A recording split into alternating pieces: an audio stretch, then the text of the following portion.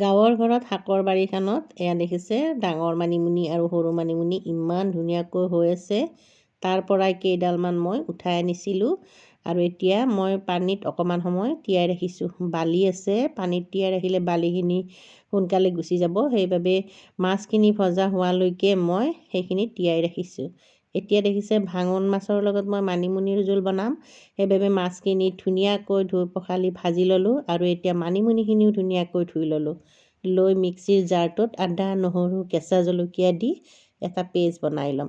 জলকীয়া আপোনালোকে নিজৰ জোখমতে দি দিব, যিখিনি খায়, যিমান ভাল পায়। আৰু এইবিলাক আঞ্জাত কিন্তু জলকীয়া হ'লে অকণমান ভাল লাগে খাই, গতিকে মই 2টা জলকীয়া দিছোঁ, কাৰণ জ্বলা আছে জলকীয়াকেইটাৰ। এইফালে মাছ ভজা তেলখিনিতে শুকান গৰম মছলা, লং, ইলাচি, দালচেনি, তেজপাত আৰু শুকান জলকীয়া এটা ছিঙি দি এটা পিঁয়াজ কাটি ভাজি লৈছোঁ।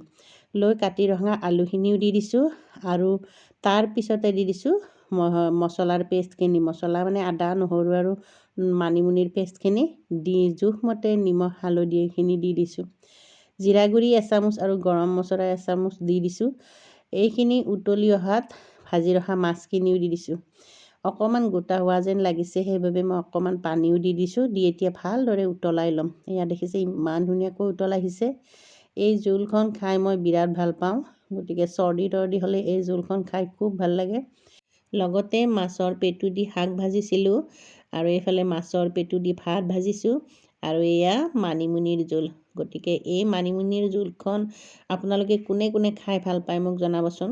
লগতে 2টা ভজা মাছো লৈছোঁ। এনেকৈ এসাঁজ পালে বাৰু কি লাগে কওকচোন। ইমান ধুনীয়া সুন্দৰকৈ সজাই লৈছোঁ।